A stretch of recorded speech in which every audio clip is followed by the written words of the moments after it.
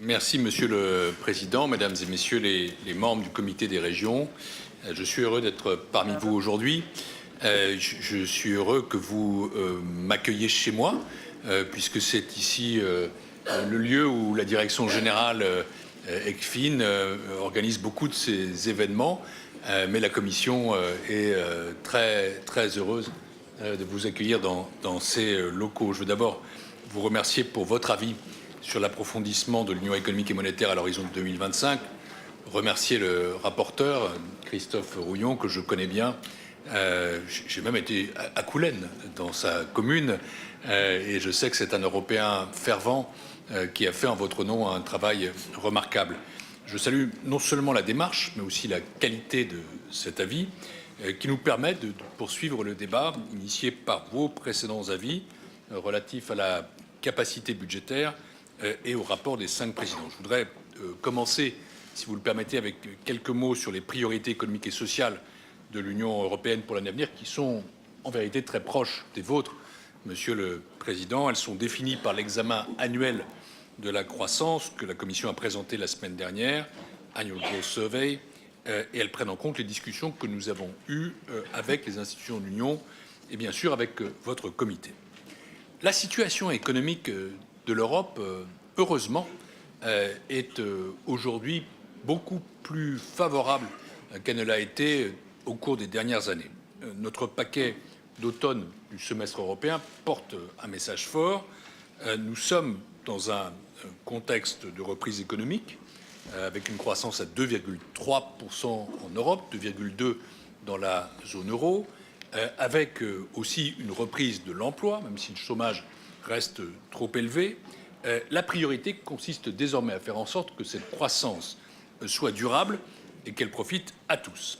Car ce que nous constatons, c'est que les disparités ou les divergences persistent entre les États membres et au sein même des États membres entre régions. Vous êtes particulièrement bien placé en tant que représentant des territoires de l'Union pour constater que la reprise incontestable reste incomplète et inégale. Même si tous les États membres, tous, ont renoué avec la croissance, le niveau de l'investissement reste trop faible par rapport à ce qu'il était avant la crise et par rapport à ce qu'il est chez nos grands concurrents mondiaux. La hausse des salaires reste modérée, la morosité sur le marché du travail demeure et l'inflation sous-jacente devrait rester faible. Les 3 priorités, qui étaient la relance de l'investissement, la poursuite de réformes structurelles et l'application de politiques budgétaires responsables, a, je le crois, produit avec le temps des résultats. Et maintenant, il faut poursuivre les efforts avec une croissance qui doit, je le redis, profiter équitablement à tous. Vous avez expliqué que l'horizon de la politique budgétaire ne devait pas être l'austérité. Vous savez que je partage complètement ce point de vue. Et vous avez aussi souhaité mieux intégrer la dimension sociale. Là encore, je vous rejoins. C'est pourquoi notre examen annuel de la croissance 2018 met l'accent sur des réformes d'un type nouveau. On devait réformer sans doute les pensions là où ça n'avait pas été fait. Sans prendre de position dans mon propre pays, je pense que des réformes du marché du travail sont nécessaires, sans quoi on ne peut pas y entrer, et un marché du travail immobile et conservateur. Mais on ne peut pas sans arrêt réformer les régimes de retraite et sans arrêt réformer les marchés du travail. Il faut stimuler l'investissement, notamment par le biais de la politique de cohésion. Vous y êtes attaché, moi aussi. Je sais que le prochain paquet budgétaire sera exceptionnellement compliqué à élaborer, mais un des enjeux, c'est bien la place de cette politique, qui est une politique, à mes yeux, totalement décisive. En même temps, nous invitons les États membres à continuer à mettre en œuvre des financements publics pour mobiliser l'investissement privé, pour améliorer l'environnement des entreprises. Vous avez souligné, dans votre avis du 11 octobre dernier, que les PME rencontrent encore des difficultés pour accéder au financement, malgré les progrès qui ont été faits. L'examen annuel de la croissance met l'accent sur l'union des marchés de capitaux, projet auquel nous n'avons pas renoncé, qui ouvre la voie à des sources de financement alternatives et potentiellement moins coûteuses. En traitant la question des prêts non performants, qui reste un des handicaps de l'Union aujourd'hui, nous permettrons à de plus petites banques de jouer leur rôle de financement de l'économie. Nous recommandons également des réformes structurelles supplémentaires pour rendre l'économie européenne plus inclusive. Il s'agit de s'adapter aux changements structurels et d'améliorer les situations sociales. Le taux de chômage dans les États membres, je l'ai dit, présente des différences plus marquées qu'avant la crise. La crise a creusé les écarts et l'euro, qui est notre protection, n'a pas suffi à les réduire. Les réformes doivent donc aider avant tout les travailleurs à acquérir des qualifications utiles et à offrir une éducation, une formation professionnelle de qualité accessible à tous tout au long de la vie. Votre avis d'octobre dernier insistait en particulier sur la dimension sociale du semestre européen. Non seulement l'équité sociale demeure une priorité transversale, mais vous savez que les principes, les droits inscrits dans le socle des droits fondamentaux proclamé le 17 novembre dernier, il y a quelques jours à Göteborg, seront également pris en compte systématiquement dans le semestre à venir. Quant aux politiques budgétaires, elles doivent être adaptées aux circonstances propres à chaque pays.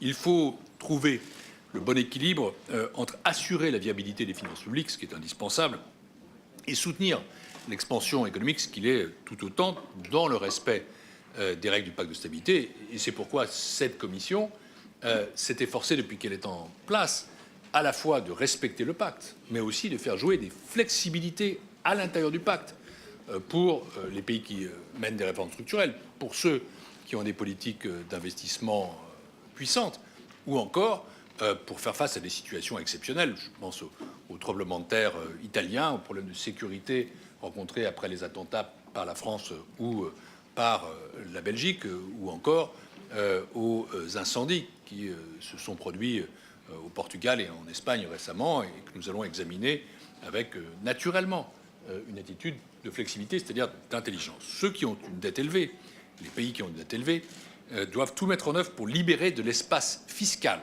ce qui leur permettra et nous permettra d'investir.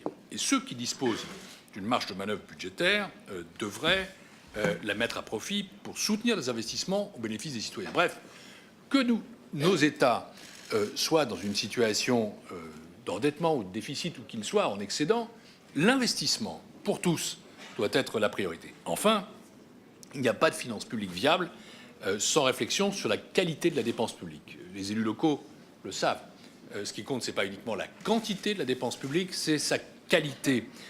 Sans système fiscaux efficient et équitable, il n'y a pas non plus d'économie qui fonctionne. Vous savez que la Commission européenne a fait de la lutte contre la fraude et l'évasion fiscale une priorité. Ce matin encore, je présentais des dispositions pour faire coopérer les administrations européennes en matière de lutte contre la fraude à la TVA ou d'envisager ce que je faisais aussi, la perspective d'une liste noire de paradis fiscaux qui sera présentée. Ce sera la première liste européenne de l'histoire par le Conseil la semaine prochaine, mardi 5 décembre. En conclusion de cet examen de la situation économique, je dirais que l'équilibre délicat entre croissance, réforme, discipline budgétaire est au cœur même de notre vision pour la performance économique de l'Union européenne à long terme. Et c'est le cas aussi, j'en viens au deuxième point que je voulais traiter devant vous, de notre stratégie d'approfondissement de l'Union économique et monétaire. Et là, je rejoins largement ce qu'a pu formuler, et il le présentera, votre rapporteur. Comme vous le savez, la réforme de la zone euro n'est pas une fin en soi.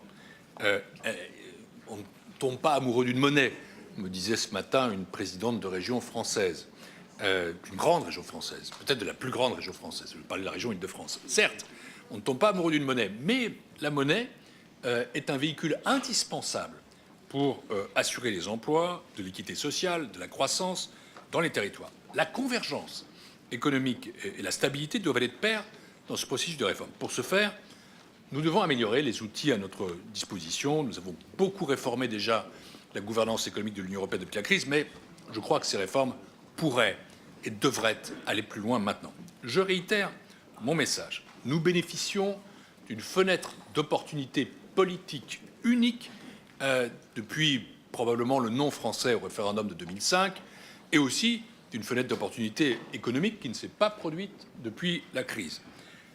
Saisissons ce moment pour remédier aux faiblesses qui persistent et prévenir de potentielles crises économiques. Ça, c'est toujours ce qu'on doit faire dans le haut du cycle, c'est penser à ce qui se produit forcément quand celui-ci se renverse. L'urgence ne vient pas seulement des volontés politiques au niveau national, elle vient aussi des préoccupations à l'échelle régionale. Les régions les plus prospères sont souvent celles qui ont le plus d'ambition individualiste. Et observons parfois que les tentations sécessionnistes ne viennent pas forcément des régions les plus en difficulté. Ça pose la question de l'inégalité des territoires, et cette problématique a une forte dimension européenne. Les questions que nous abordons dans notre document de réflexion sur l'approfondissement de la zone euro, telles que l'équilibre entre la responsabilité et la solidarité, il faut les deux, la réduction des risques et le partage des risques, il faut les deux, sont aussi des éléments, je le sais, constitutifs des politiques locales et régionales. Votre avis fait le constat que je partage d'une divergence accrue des niveaux de vie dans l'Union européenne. Divergence s'observe aussi bien entre pays qu'entre régions et villes, mais aussi entre villes et périphéries. Les objectifs de convergence de l'Union européenne et de l'Union économique et monétaire et de convergence régionale sont donc intrinsèquement liés. Faire une zone euro plus performante et plus intégrée, c'est servir le développement régional. Les objectifs de convergence sont aussi à la fois économiques et sociaux. Et là encore, la programmation d'un socle commun à Göteborg a consacré au plus haut niveau les positions de principe du pilier social que nous devons intégrer dans notre approche de la zone euro. C'est indispensable. Concernant la dimension économique, un budget de la zone euro permettrait de muscler l'investissement et de faire davantage converger les économies. J'ai milité pour cette avancée depuis 2013. J'étais à l'époque ministre de l'économie et des finances dans mon pays. Les fonds structurels sont un outil très puissant pour la convergence en Europe, mais il faut maintenant aller plus loin. Protéger les économies des États membres en cas de choc économique large et asymétrique. Nous avons pour cela besoin d'instruments de stabilisation face au choc. Comme annoncé par le président de la Commission en septembre dans son discours sur l'état de l'Union devant le Parlement européen, nous présenterons la semaine prochaine, le 6 décembre, un ensemble de propositions pour remédier à ces faiblesses. Un paquet pour l'Union économique et monétaire. Les grands objectifs du dit paquet sont d'abord de renforcer l'intégrité et l'unité de l'Union européenne, deuxièmement d'améliorer de l'Union économique et monétaire, deuxièmement d'améliorer sa capacité à donner des résultats pour les citoyens européens, et troisièmement, et pour moi c'est essentiel, surtout dans la perspective qui approche des élections européennes, renforcer la démocratisation de la zone euro. Il n'est pas supportable, je le dis devant vous qui êtes des élus régionaux, qu'il y ait des décisions aussi importantes que celles de l'eurozone qui ne sont contrôlées par personne, par aucune assemblée, par aucun média, par aucune opinion publique, qui échappe aux citoyens. Et on ne peut pas prendre des décisions de cette façon-là au XXIe siècle. Notre proposition intégrera donc le mécanisme européen de stabilité, le MES, dans le cadre juridique de l'Union européenne, en le transformant en Fonds monétaire européen, ce qui renforcera ses prises de décision, ce qui élargira le contrôle démocratique, ce qui nous permettra d'ajuster son rôle dans les programmes pour faire face à l'éventuelle absence du Fonds monétaire international à l'avenir. Nous savons que cette présence utile, nécessaire même, n'est pas forcément éternelle. Une autre proposition visera à intégrer la substance du traité sur la stabilité, la coordination et la gouvernance, le TSCG, dans le cadre du droit de l'Union européenne. Ça avait été convenu dès 2012. C'est une obligation légale et comme vous savez, la Commission est là pour faire appliquer et respecter les traités. Nous tiendrons compte en faisant cela. Je sais qu'il peut y avoir des débats. Certains voudraient qu'on durcisse et d'autres ont des craintes. Nous intégrerons la flexibilité inscrite dans le pacte de stabilité et de croissance dans cette transposition parce que nous pensons que cette lecture intelligente du pacte doit devenir la règle. Enfin, nous présenterons nos idées pour un budget, une ligne budgétaire dédiée à la zone euro dans le budget de l'Union européenne pour remplir plusieurs fonctions. D'abord, l'aide aux réformes structurelles pour aider les États membres dans leurs efforts de conception et de mise en œuvre des réformes. Deuxièmement, une fonction de stabilisation. Nous avons pris note des recommandations répétées du Comité des régions en faveur d'un tel outil, notamment dans la résolution concernant le semestre européen, celle sur la capacité budgétaire et celle qui est traitée aujourd'hui. L'objectif, ce serait de stabiliser le système en cas de ralentissement économique profond. Cette fonction ne devra pas traiter de transferts budgétaires permanents entre États membres. Nous ne sommes pas favorables à une union de transferts. Elle ne devrait pas non plus réduire les incitations à adopter des politiques budgétaires économique saine. Nous avons présenté 3 options dans le document de réflexion sur l'UM en mai, à savoir un système européen de protection des investissements, un mécanisme européen de réassurance chômage et un fonds pour les mauvais jours, le Rainy Day Fund. Je voudrais mettre en lumière une des fonctions de la première option, le système de protection des investissements. Je crois somme toute que ça doit quand même être là l'accent essentiel, car là est notre déficit ou notre pénurie première. Un tel instrument préserverait les investissements en période de récession. Ça signifie qu'il soutiendrait également les moteurs d'une croissance à plus long terme. Et troisièmement, un instrument de convergence sera destiné à fournir une assistance de préadhésion aux États membres sur la voie de l'adoption de l'euro. Car, je le dis ici, nous devons nous souvenir que le futur de l'euro, c'est l'Europe. C'est ce que disent nos traités. Un seul pays, le Danemark, a choisi un opt-out. Tous les autres ont vocation à entrer dans l'euro. Ça ne veut pas dire qu'on va les y forcer. Je le dis pour ceux qui en seraient inquiets. Mais ça veut dire que la porte doit être ouverte. Je suis pour une conception inclusive de la zone euro et donc la Commission européenne travaillera à cette inclusivité en ouvrant des mécanismes spécifiques pour la convergence. L'avis du comité des régions défend la fusion des fonctions de président de l'Eurogroupe et de commissaire chargé des affaires économiques et monétaires. Ce ne sera pas pour lundi. Nous aurons un nouveau président de l'Eurogroupe en principe. Mais ça doit venir vite. Je suis favorable à cela ardemment. Et là encore, je le suis depuis 2013.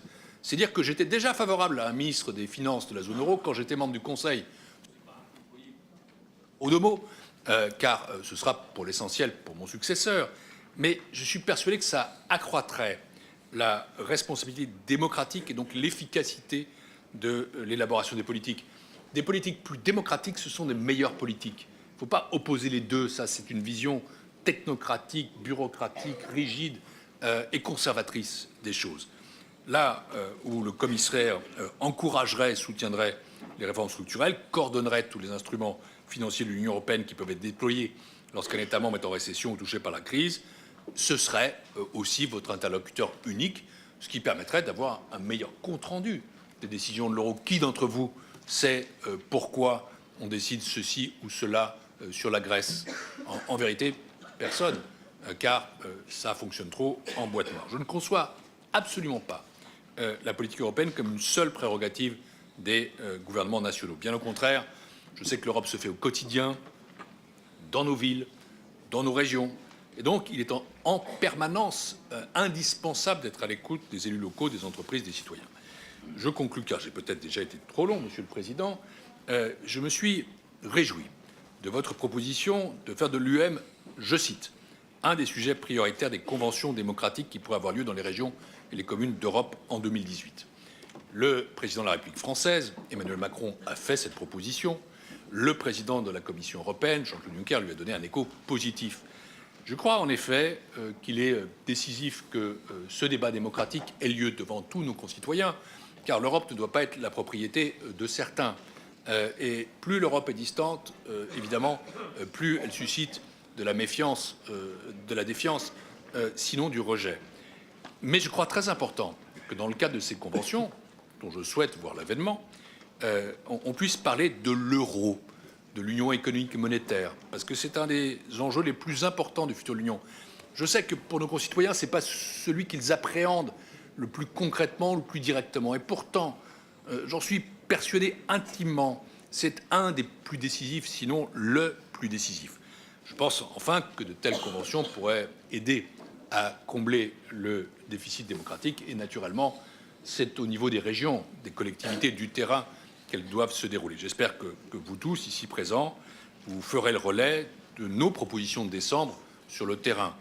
Car si vous approuvez l'avis de Christophe Rouillon, et je crois que vous allez le faire, je l'espère en tout cas, avec enthousiasme, eh bien, ça veut dire que nous serons tout simplement dans le même camp, dans le camp de ceux qui souhaitent une union économique et monétaire approfondie, plus efficace, plus démocratique, et donc la Commission a aussi besoin de votre soutien. Je m'attends à ce que le dialogue d'aujourd'hui, je m'attends et je l'espère, à ce que le dialogue d'aujourd'hui se poursuive, s'intensifie dans les mois qui viennent. Et je veux vous dire, cher Président, mais vous le savez que vous pouvez toujours compter sur moi comme un interlocuteur attentif à la voix des régions et positif et surtout très constructif par rapport à vos propositions qui souvent rejoignent nos approches tout en exprimant bien sûr une sensibilité qui vous est propre, que je respecte, suis et écoute. Merci de votre attention.